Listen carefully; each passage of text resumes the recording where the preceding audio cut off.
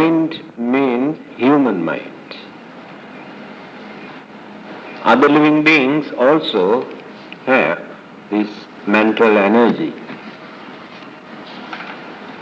But the formations of their mental energy or energies is different. Their grasping power, understanding and reasoning and analyzing, these factors are very poor in others. Human beings have all those potentials, but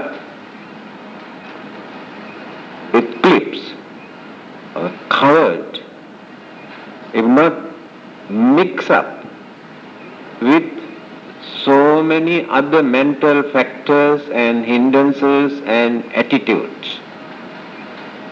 Therefore, we cannot make use of it. Example.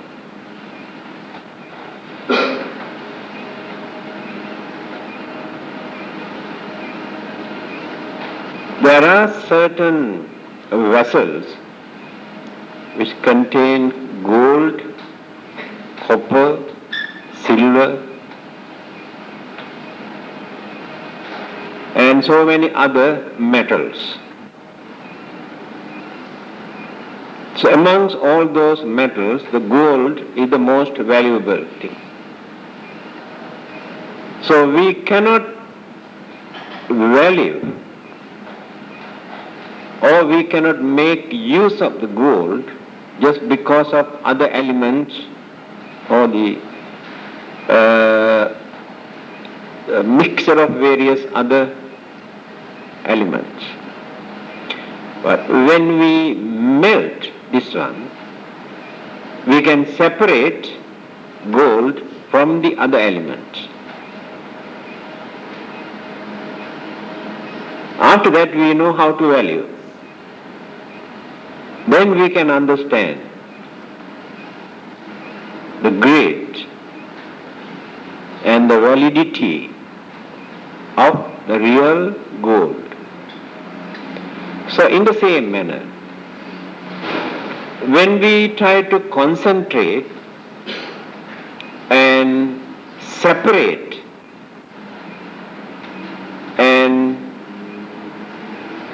relax without mixing with so many other thoughts which we have deposited earlier, as well as new ideas and thoughts and anxieties and certain objects that we gain through our senses. So when we separate all these things from our mind, then you can see the real nature of the mind.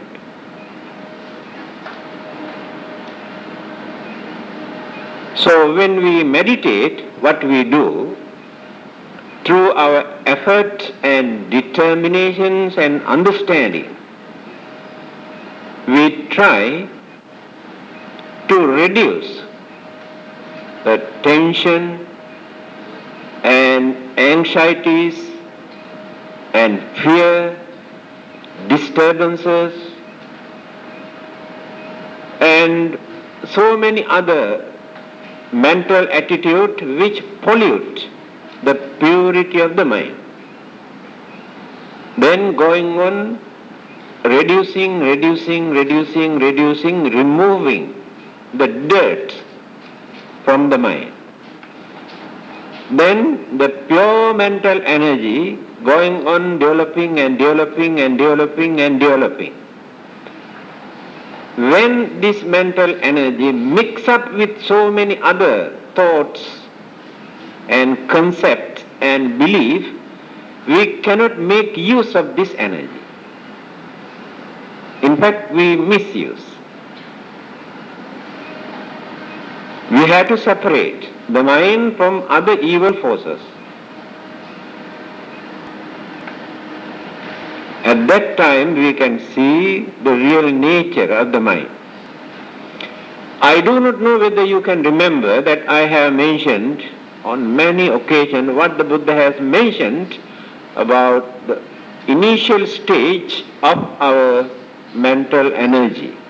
Can you remember? That's the trouble with you. You cannot remember. Always I give the Pali quotations also from the Buddha's saying. It's a beautiful saying for us to understand the nature of our mind.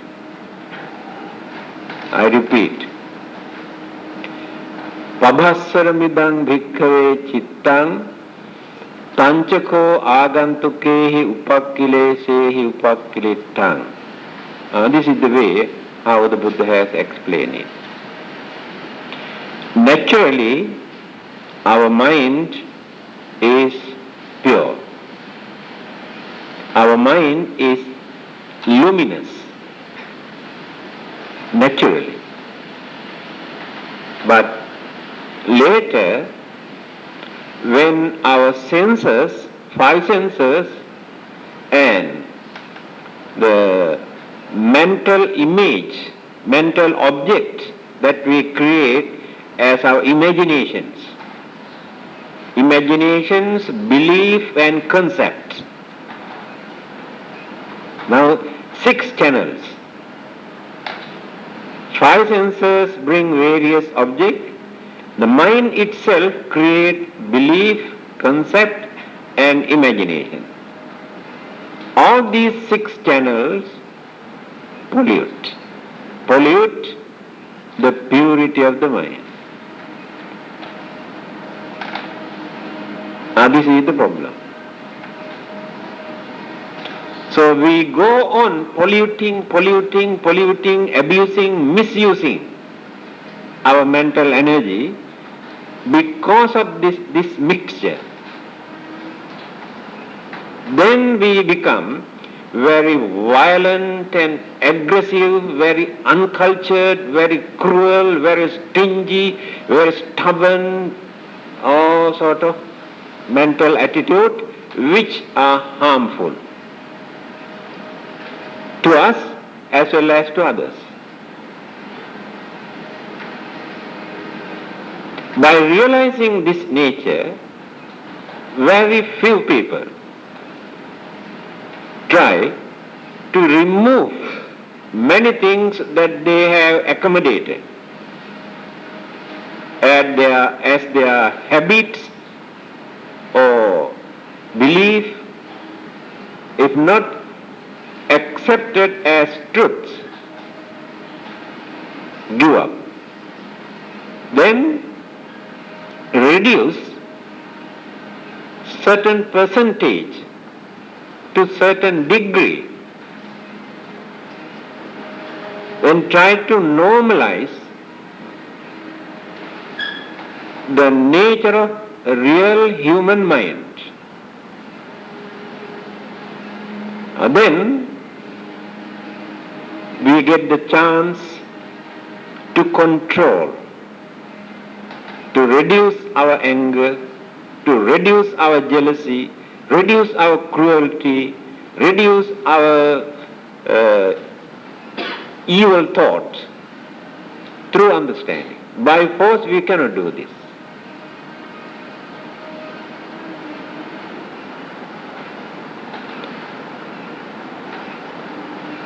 I think you can remember, Buddhism is known as Vijnanavada. Vijnana means consciousness. Vada means method. Buddhism is a method which deals with the mind. Nothing but mind. Now I am coming to the point.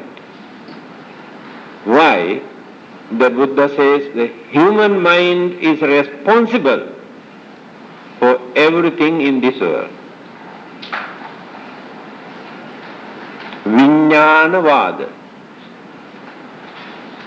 the religion or the method which directly deals with human mind.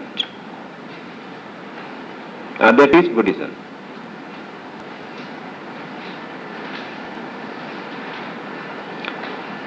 The analytical interpretations of the nature of human mind, different mental attitude, characters, behavior, temperament, moods, attitudes, which we cannot change easily. If they are bad, we must have very strong willpower, understanding, determination to change. Again, those who were born to this world with their own mental tendencies or the behavior or characters, their own. Take for instance one who is born as a criminal-minded person. You can understand, government try to train this person by punishing. Religions try to train this person advising. Relatives and friends and society try to train this person by adopting various methods. But still, it is very difficult to change his mental attitude. See how stubborn, how difficult to change this human mind. But there are certain other cases, environment, family background, friends or companions, society, education. If not, maturity or understanding. Change the mental attitude. So religion here, Buddhism is to analyze and to tell us what this human mind is. How we got it, who gave this? Of course, usually people say God has given. God has given our mind. A stupid mind and brilliant mind, both were given by the God. Criminal mind and religious mind is also given by the God.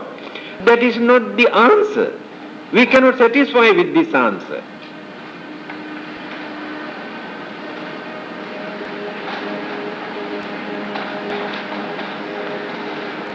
Just now I told you, we have our own mental tendencies. Mental tendencies means by using our mind, we get used to do certain things, to believe certain things, and to think in such a way within our understanding capacity. This is called mental tendencies.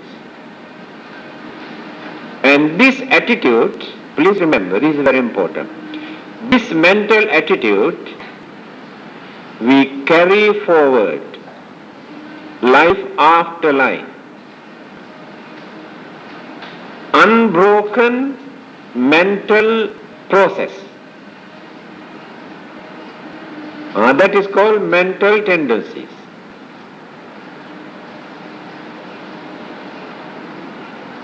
Waves goes up and again goes down. And next moment another one will come up. And again goes down and another one will come up. But the energy is the same. To push the water and again drop it, then again push up. This is called mental process. Physical body is not important for that. Mental energy. There are so many energies. We cannot see how they function. Let us take remote control. You operate your television. You change the channel, reduce or increase volume. But can you see what is working in between your radio and this remote controller? And they send a rocket to the moon and control from here. This is the nature of energy. But remember, all these forces, all these energies are blind forces, not intelligent forces. Electricity is not intelligent force, it is blind force, discovered by the human mind. Atomic energy is not intelligent force, blind force, discovered by the human mind. But mental energy is an intelligent force. Then you can understand how energetic, dynamic, powerful force that mental energy is. That which can control the whole universe.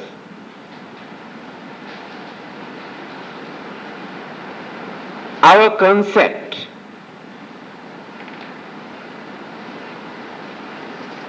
can destroy the whole world, can build up the whole world. Human concept.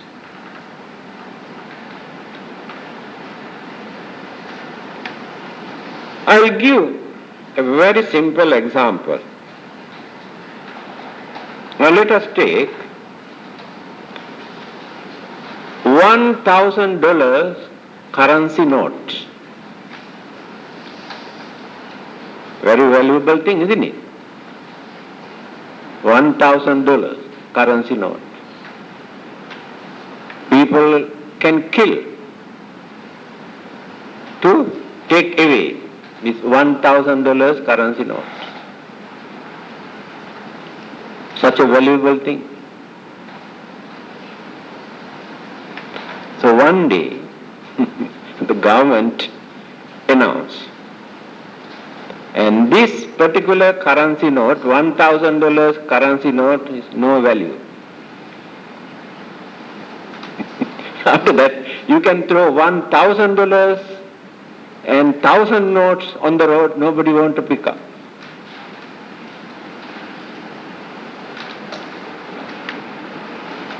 Then who created this? At the beginning, this piece of paper, nothing but piece of paper, such a valuable thing, $1,000. This piece of paper, we can kill others. That is called concept. You understand? How human mind value and devalue the whole world is like this.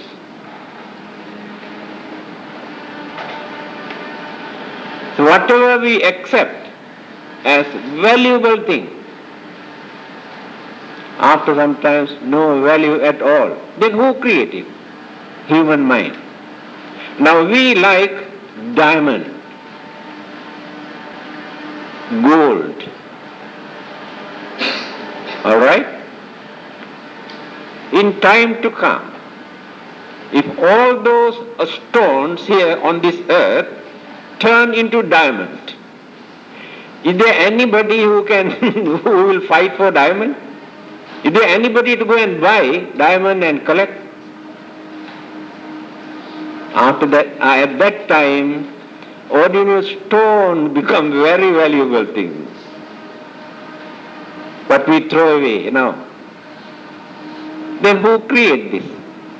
Human mind. Otherwise, by nature, there is nothing here in this world that we can say this is valuable. Mind created.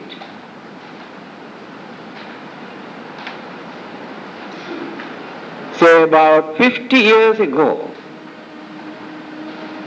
certain furniture, tables and cupboards and almirahs, that we throw away, out of date. Throw away. No value. At that time, they were about $25. Even then nobody wanted to buy, throw away. And today, those things have become antique. $25 have increased up to $25,000.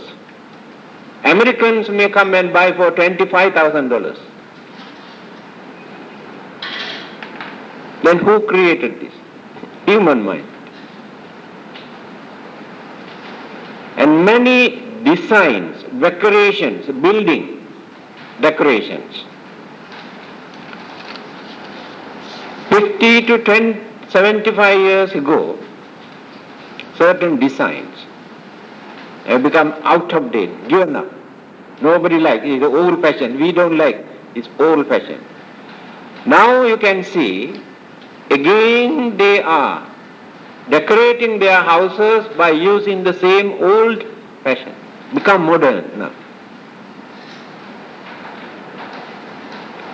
So there is nothing here in this world that we cannot point out as new or old, date, out of date or modern. Mind creates all these things. Now you can understand how far this mind can influence to maintain the whole world and the whole universe. All our pleasant and unpleasant experiences, every day we experience so much unpleasant as well as pleasant experience. Then who create this attitude? Human mind.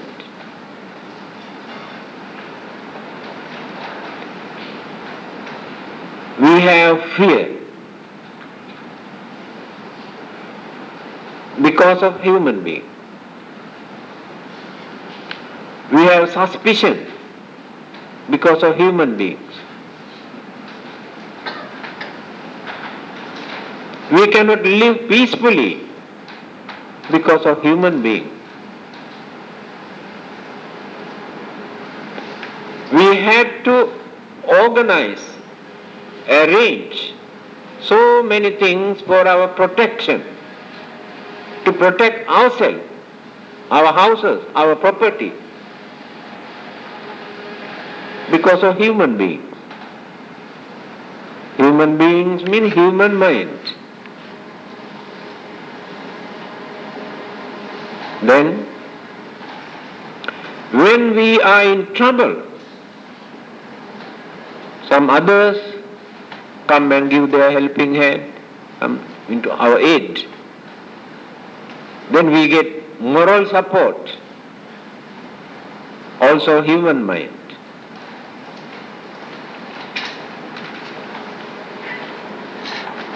When we are suffering from various sicknesses, troubles and problems and difficulties, we get some support from human beings. Of course, some people believe they come down from heaven. Also, human beings come and do that. Human mind. These few examples are more than enough for you to understand why Buddhism concentrates more on human mind. Why always talk about mind? Because the mind is responsible for our pleasant and unpleasant experience. When things go wrongly, when we cannot tolerate what we do, either we commit suicide, if not we go mad. Who created all these things? Human mind. But if we have learned earlier the nature of human mind, we know how to face them. Not necessary to commit suicide. Never go mad. Get some sort of solution to overcome certain problems. And we get the courage to face certain problems because some of them are natural.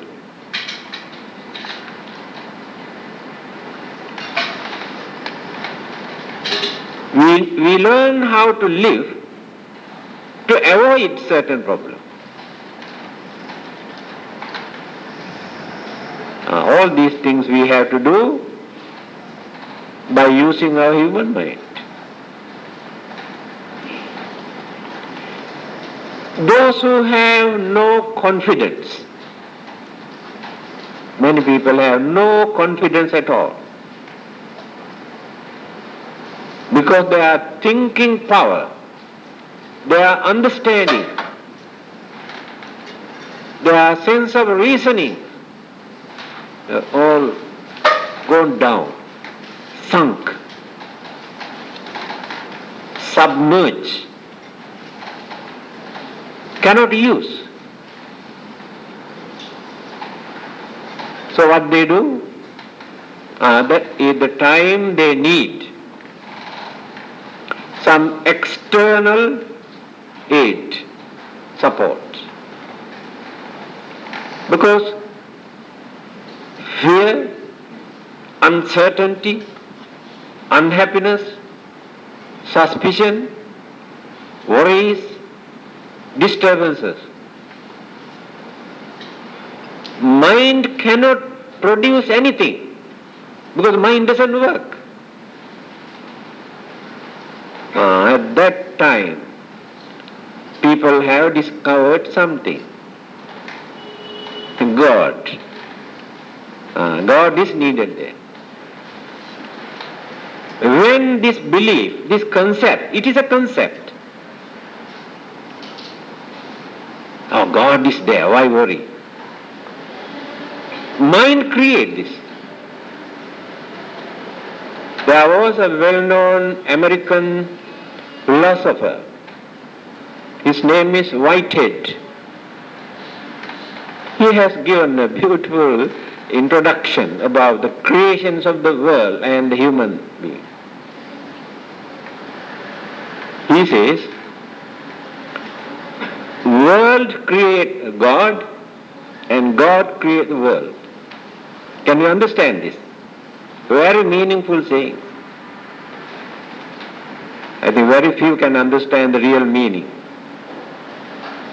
World means including human beings. World create the God. God create the world. To some people this is Greek.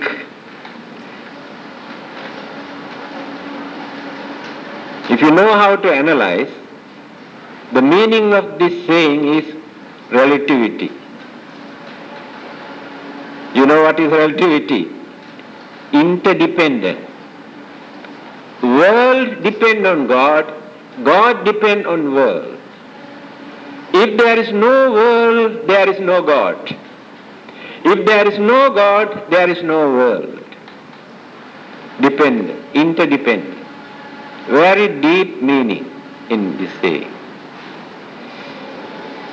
Then who created this concept, this belief and formation of God? Human mind. Then, in return, this concept, the belief created by the human mind, reflect this concept, and we make use of this concept for our protection, for our guidance. So when we are in fear, we pray and worship and believe, develop that concept, and we feel that we are protected. But those who can think, those who can understand,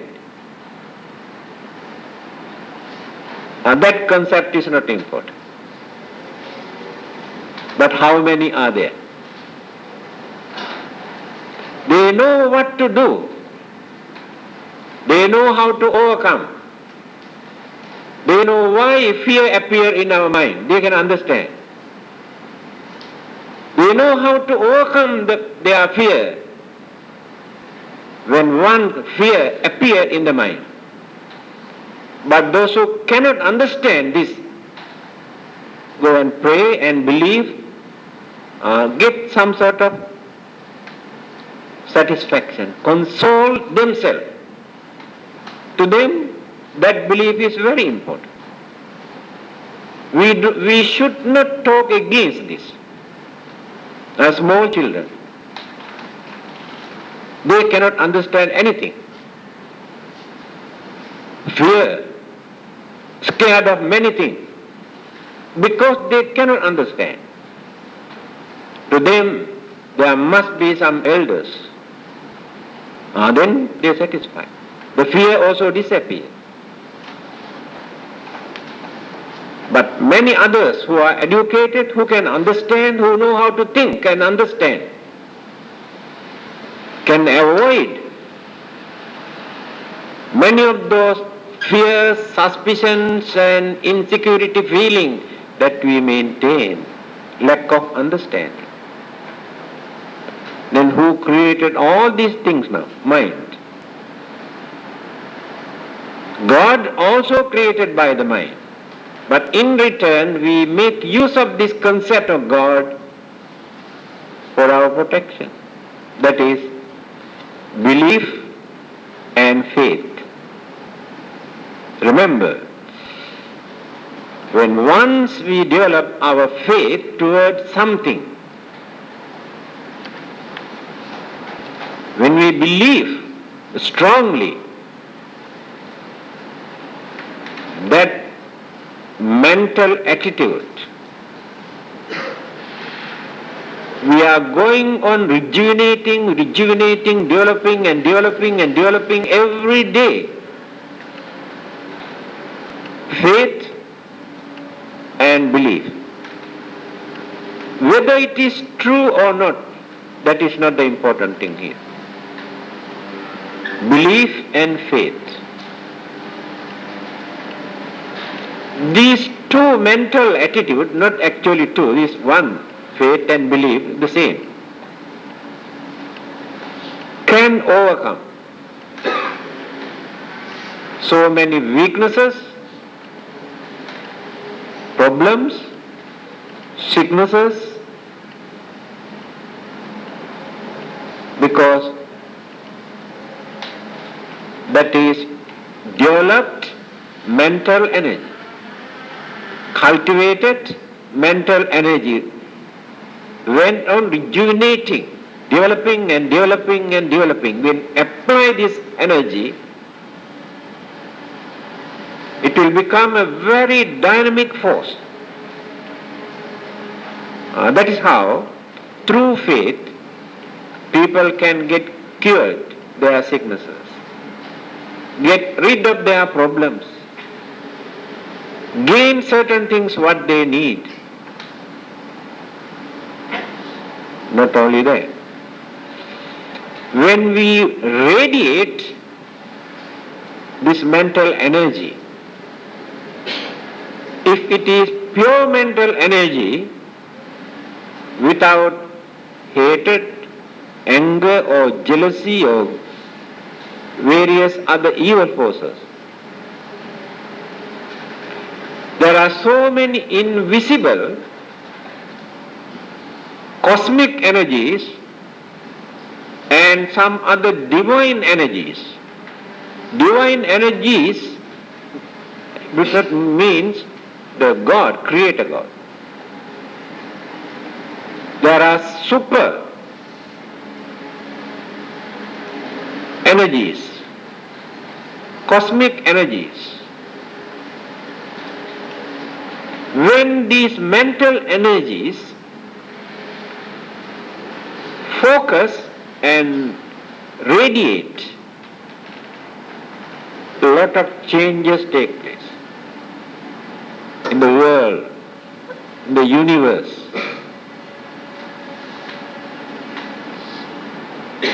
In our favor.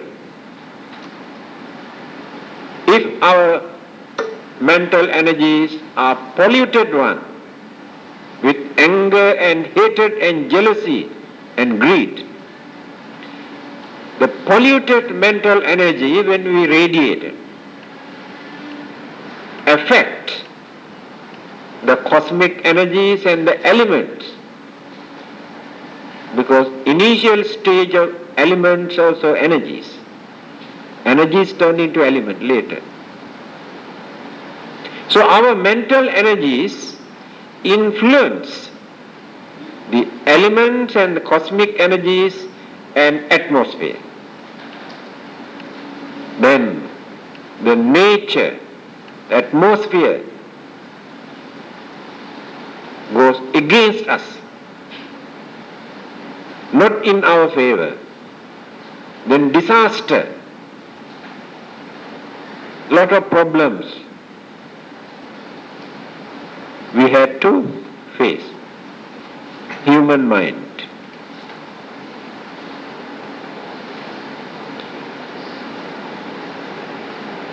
In Dhammapada, the first saying,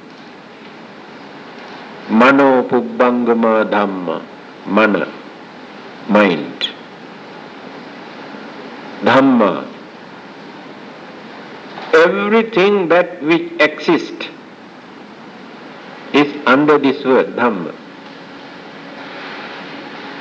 Now my body also Dhamma, my mind also Dhamma, my way of talking also Dhamma,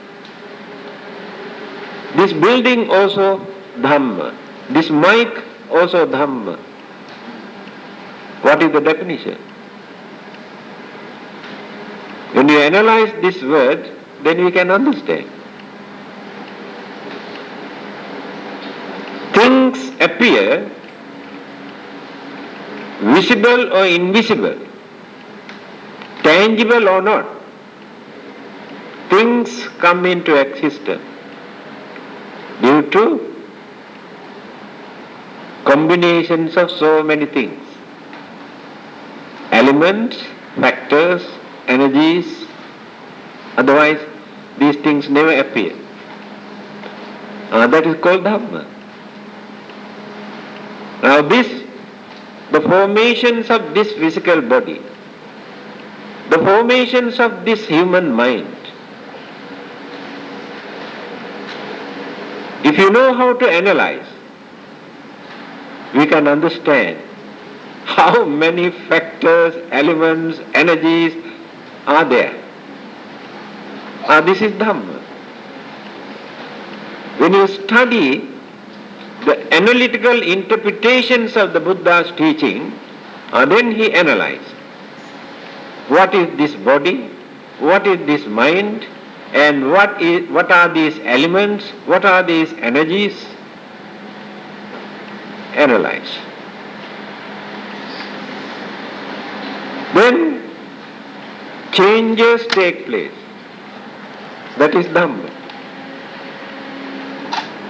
Whatever precautions or whatever methods we adapt to avoid, to stop, no use.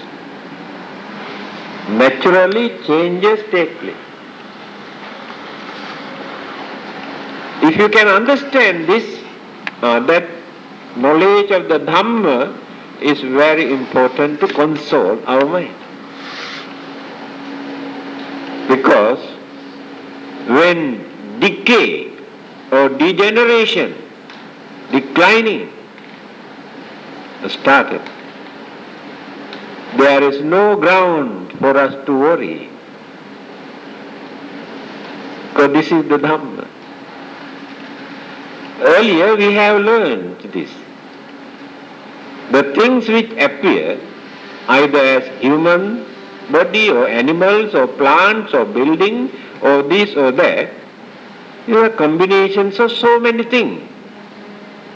The Dhamma is, or the nature is, these things going on changing, then decaying.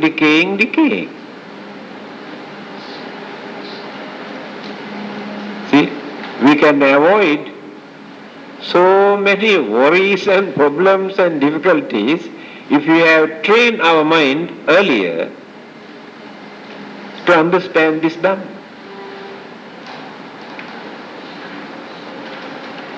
Mind. Mind is the most uncertain energy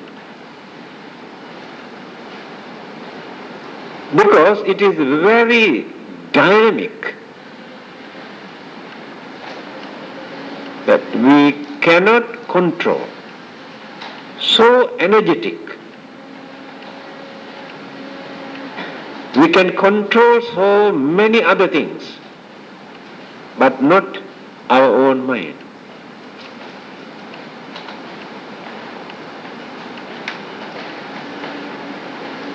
There is one particular chapter in Dhammapada called Chitta Vagga. Chitta means mind. Chapter of the mind.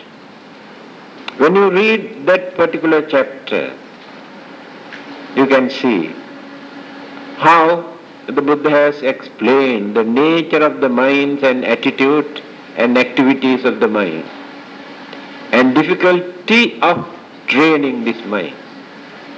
Again he says, when once it is well trained, that mental energy becomes the most powerful and useful energy in this world. Human mind. We can control all the others. We can control animals, but cannot control our own mind. Today we decide not to do certain things by knowing the value of it. And tomorrow we feel very lazy and am I? Now this is the nature of the mind.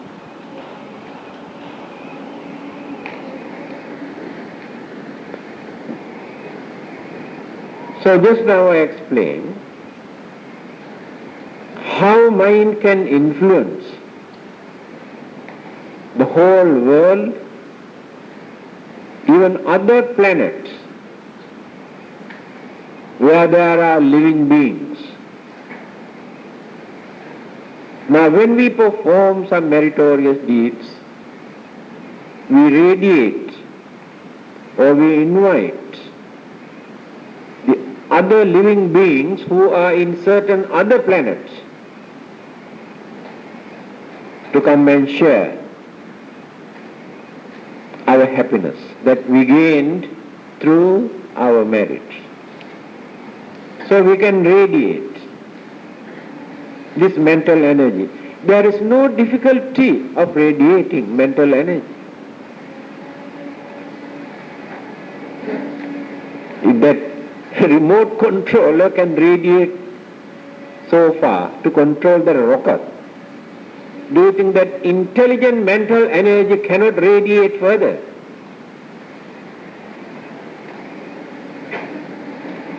It depends on how we use and how we abuse. Why some people are very dull or dullard? Why some people are very dull or dullard? Why some are intelligent by nature? It is not the gift of God. It is our own development. The way how we used our mind earlier. And today you are here listening, thinking, concentrating, and try to understand something. What about others? How do they spend their life? What do they think? And what they do? Do you know?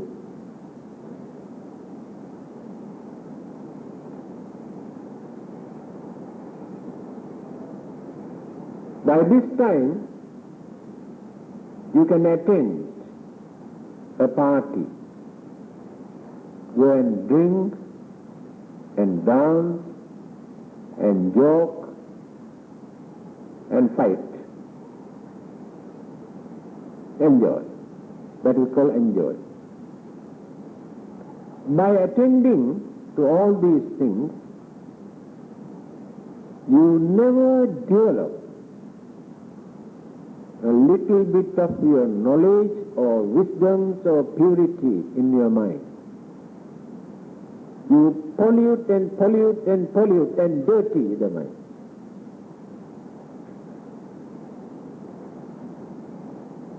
And how you spent here nearly 1 hour now. You did not allow anger or jealousy or grudge or enmity or evil forces to develop in your mind and to pollute and disturb the mind. Concentrating without allowing so many other things to come and disturb the mind. Then the mind got the chance to relax and relax and relax and relax, because concentrating only, working only through one channel. But when you stop this and you go back, again all these things come and occupy your mind.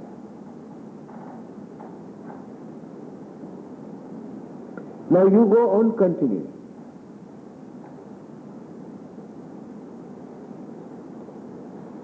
According to your learning and understanding,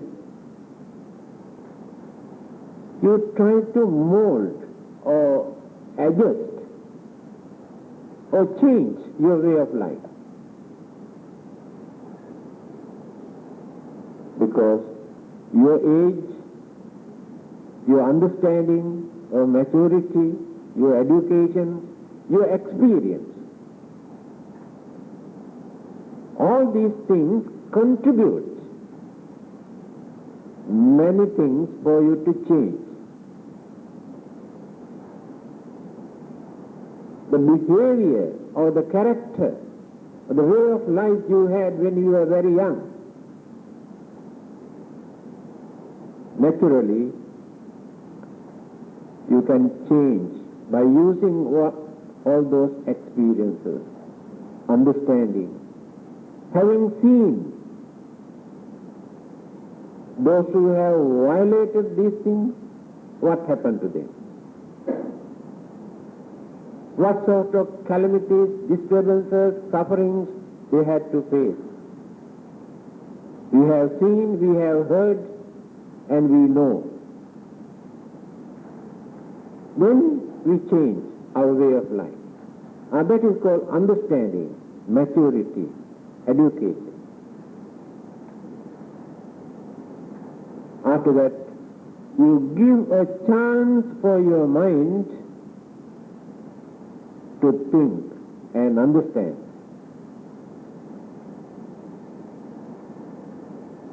What will happen? After your death, again, very easily you can continue your mental attitude in the next life.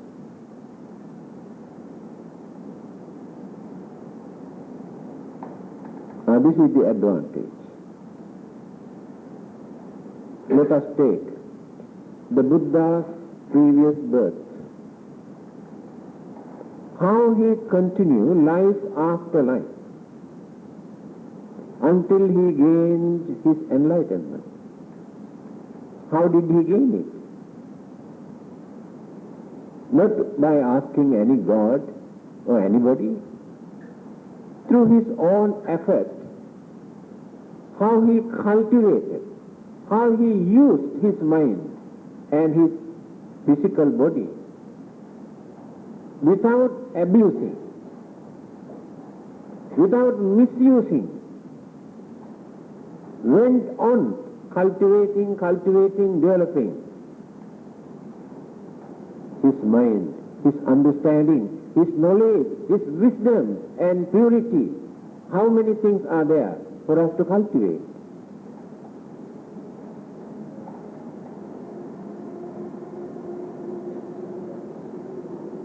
So this mental attitude will continue. Our knowledge, not only religious knowledge. Whatever you learn, very easily you can continue in the next birth. Your good habits and bad habits. That is called mental tendency. That is the difficulty that we have to come across when we are going to train some people who have developed these habits life after life. Very difficult. Very stubborn. Because those mental tendencies have been crystallized. Take even one lifetime also not enough to train such people. On the other hand, there are some good people, very cultured or religious-minded people by nature.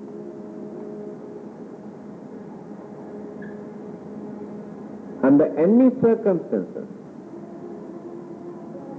they never agree to violate their principles. They may lose so many things. They may face, even at the risk of death, even then, they never surrender their principles. That is their habit.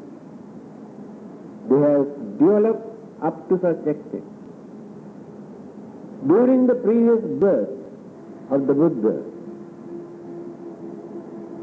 there are many stories.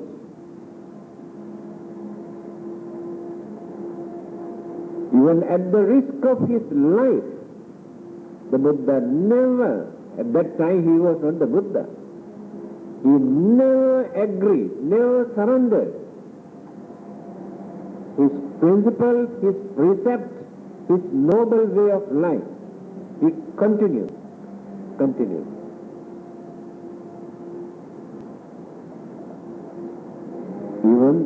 Today there are some people, very noble people, real gentlemen we have seen.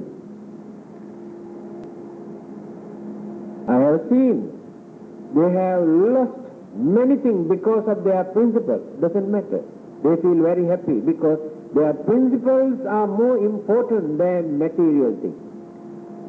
Material things you can use only up to your last breath.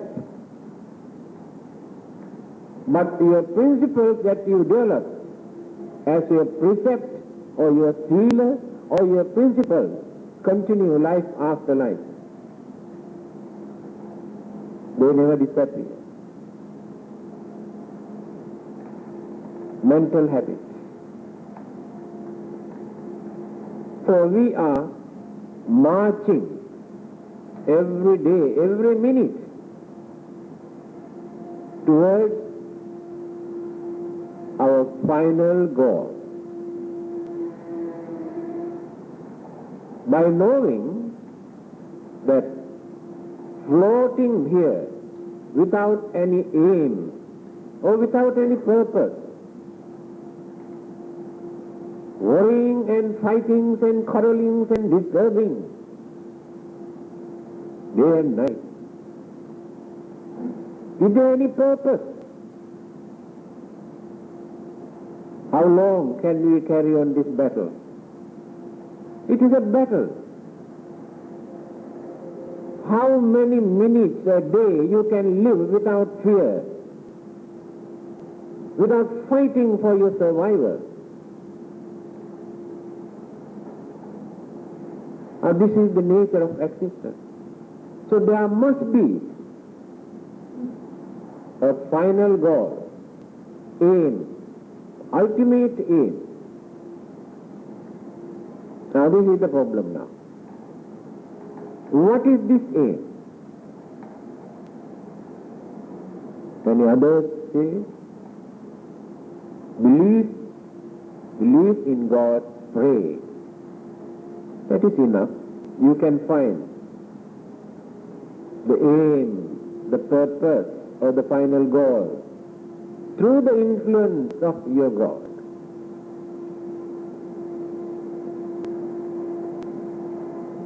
Because they cannot understand.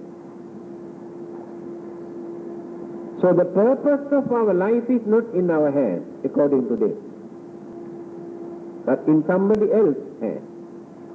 So we are at his mercy.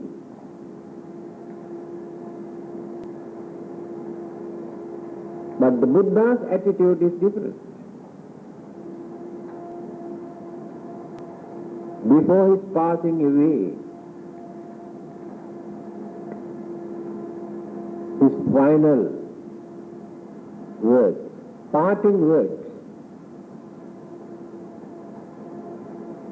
Attadipa bhikkhave viharatha atta sarana ananya sarana.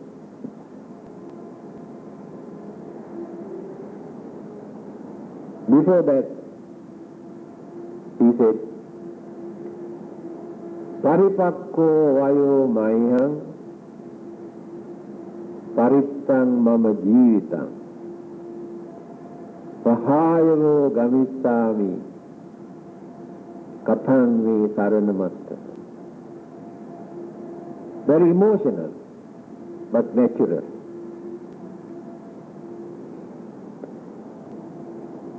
At the age of 80, before his passing away, he said, Paripakko vayo mayhang. I have reached the peak of my life. Time has come for me to depart from this world, because my physical body is completely decayed, like a rotten bullock cart. He used this word. Difficult to move. Natural. That is dharma. that his body also belongs to that dharma. He is not exempted from the dharma. Parittang mama jivitam. Decay. Pahayo gamisami. I had to depart from this world. Here means the physical body. The Buddha never departed from this world. The Buddha never disappeared from this world. The Buddha never died. Physical body must die. He is talking about this physical body. This is subject to decay. And death means disappearance, dissolutions of the elements and energies. That is called death. Because of that, because no more physical body for you to see, this is the Buddha. You may feel very sad.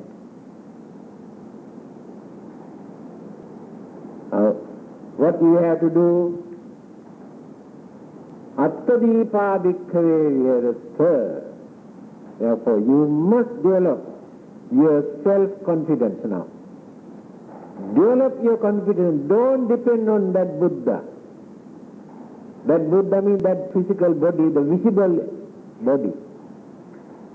I have given you enough ideas, advices, materials for you to develop your confidence. After that, you don't feel that the Buddha is no more. That means don't depend on that Buddha. I have told you how to develop this.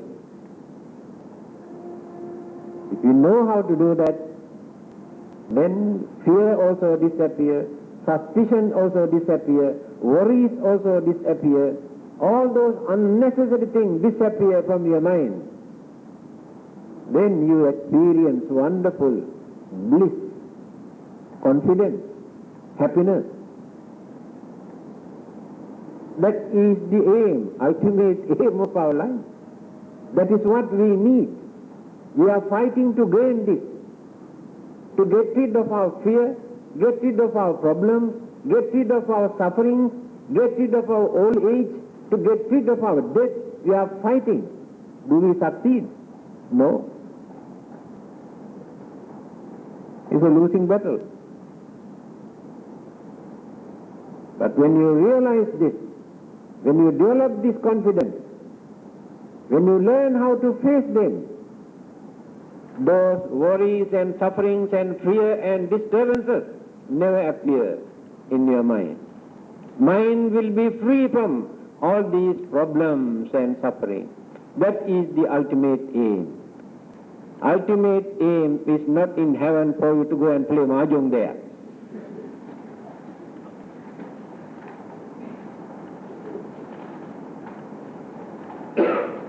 So, in conclusion, what we have to do? Try to understand the nature of our own mind. Don't behave as self-hypocrite. We are all hypocrites. Yes. We are very jealous, we are greedy, and we have a lot of hatred and jealousy, anger, discriminations. Admit, yes, we are like this. Then try to understand these attitudes create a lot of problems. Our worries we have to face because of this. When we reduce these things, then worries also disappear.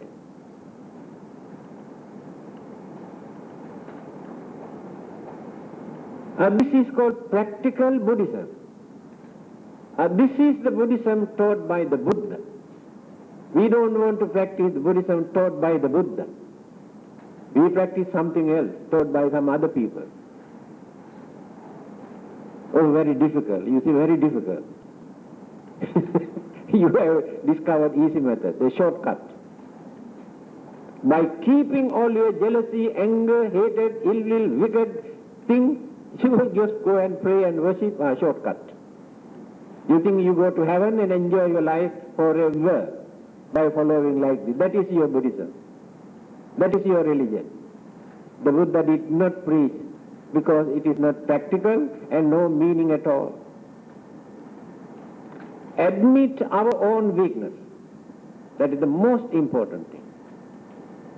We have very strong egoism. Because of that, we always pretend we are not jealous, we are not greedy, we are very good people. But inside, all these things are boiling in our mind. Admit. Then we get the chance to reduce and reduce and reduce. Otherwise, we never change our mental attitude. So Buddhism is for this purpose. To cultivate human mind, to train human mind, to discipline human mind. If Buddhism cannot do this, there's no meaning of practicing or following this religion. You can do anything in this world in the name of Buddhism, but that is not Buddhism taught by the Buddha.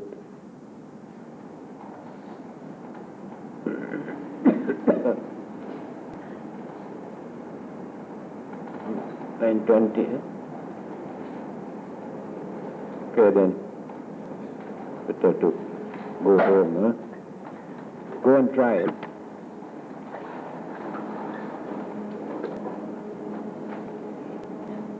Akasatthāca Bhummattha Devānāgā Mahīddhikā Puññantaṃ Anumoditvā Ciram Rakkhantu Loka Sāsanam Ittavatāca Amhehi Sambhatam Puñña Sampadam Sabbhe Devā Anumodantu Sabbha Sampatti Siddhiyā Devo Asatu Kālena Sassva Sampatti Hetuca Pīto bhavatu loko ca rāja bhavatu dhammiko idango ñāti naṁ hotu sukitā hontu ñātayo imina puñña kammena māmi bāla samāgamo sataṁ samāgamo hontu yāva nibbāna pattiyā.